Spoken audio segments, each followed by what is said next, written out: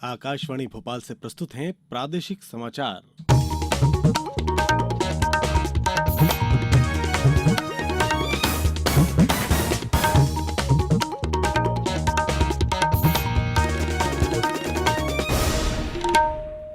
नमस्कार। समाचारों के साथ मैं शरद बाघेला। सबसे पहले इस बुलेटिन के मुख्य समाचार। ओडिशा ट्रेन हादसे में 261 यात्रियों की मृत्यु और 1000 से ज्यादा घायल। प्रधानमंत्री नरेंद्र मोदी ने दुर्घटना स्थल का लिया जायजा। प्रदेश में मुख्यमंत्री जनसेवा अभियान 2.0 में 60 लाख से अधिक मामलों का हुआ निराकरण। G20 देशों के स्वास्थ्य कार्य समूह की तीसरी बैठक कल हैदराबाद में। और पीएम स्वनिधि योजना के बेहतर क्रियान्वयन के लिए इंदौर हुआ सम्मानित। अब समाचार विस्तार से। उड़ीसा में बालासोर के बहानागा स्टेशन पर हुए ट्रेन हादसे में मरने वालों की संख्या बढ़कर 261 हो गई है, जबकि 1000 से ज्यादा लोगों के गंभीर रूप से घायल होने की आशंका है। प्रधानमंत्री नरेंद्र मोदी ने बालासोर ट्रेन दुर्घटना स्थल पर जाकर स्थिति का जायजा लिया। उन्होंने राहत और बचाव कार्यों की समीक्षा की। श्री मोदी ने स्थानीय अधिकारियों, आपदा राहत बल के कर्मचारियों और रेलवे अधिकारियों से बातचीत की। उन्होंने दुर्घटना स्थल से मुख्य सचिव और स्वास्थ्य मंत्री से भी बातचीत की। प्रधानमंत्री ने घायलों और उनके परिवारों को हर प्रकार की सहायता उपलब्ध कराने के निर्देश दिए। वे फकीर मोहन मेडिकल कॉलेज और अस्पताल में भर्ती घायल पीड़ितों के मिलने पहुंचे और उनका हालचाल जाना। इससे पहले श्री मोदी ने रेल दुर्घटना से संबंधित की स्थिति का समीक्षा की और दिल्ली में एक उच्च स्तरीय बैठक की अध्यक्षता की। बैठक में प्रभावित लोगों के बचाव, राहत और चिकित्सा के पहलुओं पर चर्चा की गई। इसमें केंद्रीय गृह मंत्री अमित शाह, कैबिनेट सचिव राजीव गौबा, प्रधानमंत्री के प्रधान सचिव पीके मिश्रा, केंद्रीय गृह सचिव अजय कुमार भल्ला, एनडीआरएफ प्रमुख एसएन प्रधान और अन्य वरिष्ठ अधिकारी उपस्थित थे। इस बीच इस रेल मार्ग पर कई विशेष और एक्सप्रेस रेलगाड़ियों का परिचालन स्थगित कर दिया गया है।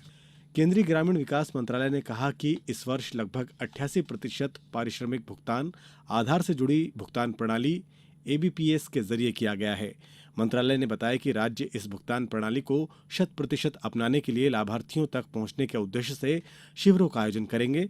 मंत्रालय ने सभी राज्यों से कहा कि काम के लिए आने वाले श्रमिकों से आधार संख्या देने को कहा जाए, लेकिन नहीं होने पर उन्हें काम देने से मना नहीं किया जाए। नेपाल के प्रधानमंत्री पुष्प कमल दहल प्रचंड अपने 2 दिवसीय इंदौर और उज्जैन प्रवास के बाद आज इंदौर से नई दिल्ली के लिए रवाना हुए। मुख्यमंत्री शिवराज सिंह चौहान ने श्री प्रचंड को अंग वस्त्र पहनाकर भावभीनी विदाई दी और उन्हें पोर्ट्रेट भेंट किया। इससे पहले श्री दहल ने इंदौर के इकोनॉमिक जोन में आईटी कंपनी टीसीएस और इन्फोसिस का दौरा किया। सीधी जिले के विद्युत अधोसंरचना को सुदृढ़ करने और विद्युत हानियों को कम करने के लिए 66 करोड़ रुपए की राशि स्वीकृत की गई। ऊर्जा मंत्री प्रद्युम्न सिंह तोमर ने बताया कि इसमें से भारत सरकार द्वारा रिवैम्प्ड डिस्ट्रीब्यूशन सेक्टर स्कीम के प्रथम चरण के तहत 45 करोड़ रुपए और राज्य सरकार द्वारा 21 करोड़ रुपए के कार्य स्वीकृत किए गए हैं। स्वीकृत कार्यों में 100 किलोमीटर 132 केवी लाइन निर्माण, एक नवीन 3311 केवी उपकेंद्र निर्माण, वोल्टेज व्यवस्था के सुधार के लिए 14 स्थानों पर कैपेसिटर बैंक स्थापना, 37 उच्च दाब फीडरों का विभक्तिकरण कार्य, 506 वितरण ट्रांसफार्मर स्थापना, 1855 किलोमीटर निम्न दाब लाइनों का केबलिंग कार्य और 241 उच्च दाब फीडरों का विभक्तिकरण एवं कंडक्टर क्षमता वृद्धि के कार्य सम्मिलित हैं। मुख्यमंत्री शिवराज सिंह चौहान की पहल पर राज्य में आम जन की समस्याओं के निराकरण के लिए 10 मई से 31 मई की अवधि में किए गए जनसेवा अभियान 2.0 में 60 लाख से अधिक मामलों का निपटारा किया गया। इस अभियान के दौरान मुख्यमंत्री श्री चौहान के आह्वान पर अनेक जिलों में नवाचार भी किए गए। जबलपुर में कॉमन एप्लीकेशन फॉर्म तैयार कर प्रत्येक ग्रामीण एवं नगरीय निकाय को उपलब्ध करवाए गए।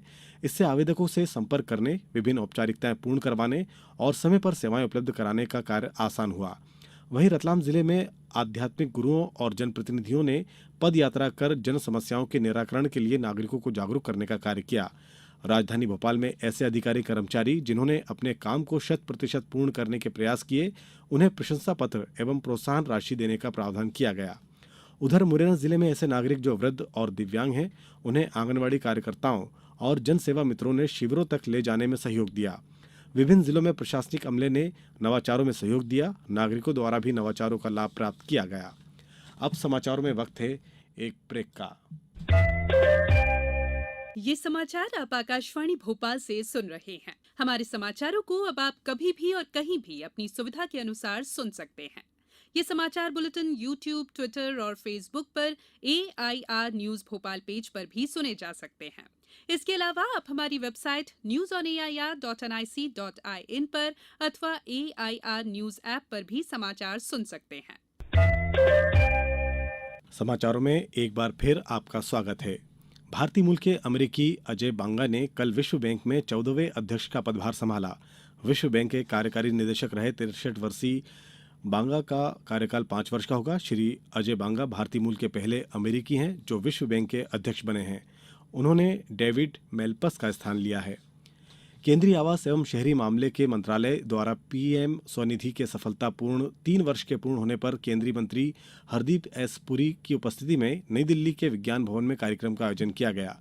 इस कार्यक्रम में पीएम स्वनिधि योजना में बेहतर कार्य करने वाले देश के विभिन्न राज्यों के पथ विक्रेताओं सहित इंदौर शहर के पथ विक्रेताओं को स्मृति चिन्ह देकर सम्मानित किया गया। इस अवसर पर निगम आयुक्त हर्षिका सिंह, योजना प्रभारी प्रभा भास्कर उपस्थित थीं। भोपाल स्थित मध्य प्रदेश जनजाति संग्रहालय की स्थापना के 1 दशक पूरे होने के अवसर पर 6 से 10 जून तक प्रतिदिन दोपहर 12 बजे से वर्षगांठ समारोह आयोजित किया जाएगा। समारोह में प्रदेश के साथ 12 राज्यों के कलाकारों द्वारा नृत्य प्रस्तुतियां दी जाएंगी।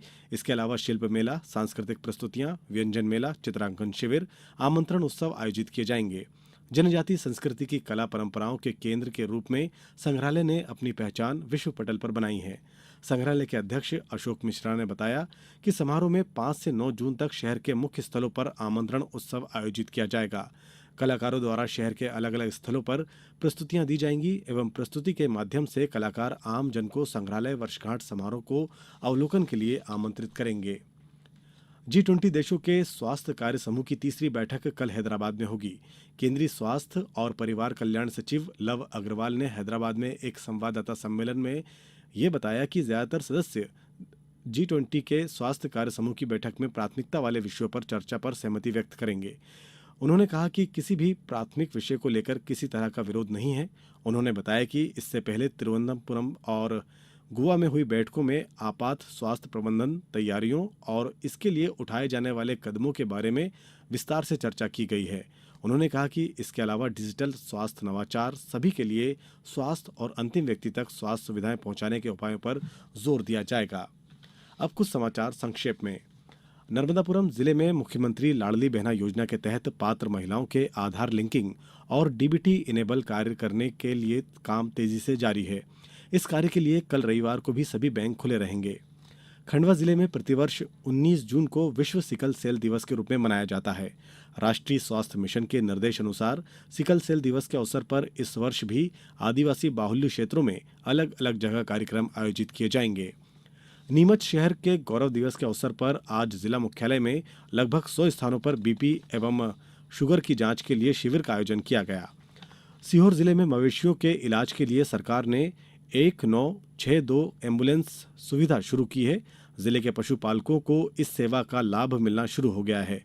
जिले के 5 विकासखंड में 683 कॉल आए, जिनमें 497 के जहां एम्बुलेंस पहुंची। नर्मदापुरम में जगन्नाथ भगवान का कल पूर्णिमा पर पंचामृत और दूध से दिव्य स्नान किया जाएगा। 20 जून को रथ पर सवार होकर भगवान भक्तों के दर्शन के लिए निकलेंगे। अंत में मुख्य समाचार एक बार फिर। ओडिशा ट्रेन हादसे में 261 यात्रियों की मृत्यु और 1000 से ज्यादा घायल। प्रधानमंत्री नरेंद्र मोदी ने दुर्घटना स्थल का लिया जायजा। प्रदेश में मुख्यमंत्री जन सेवा अभियान 2.0 में 60 लाख से अधिक मामलों का हुआ निराकरण। G20 देशों के स्वास्थ्य कार्य समूह की तीसरी बैठक कल हैदराबाद में। और पीएम स्वनिधि योजना के बेहतर क्रियान्वयन के लिए इंदौर हुआ सम्मानित। आज इस बुलेटिन में बस इतना ही। दीजिए अनुमति। नमस्कार।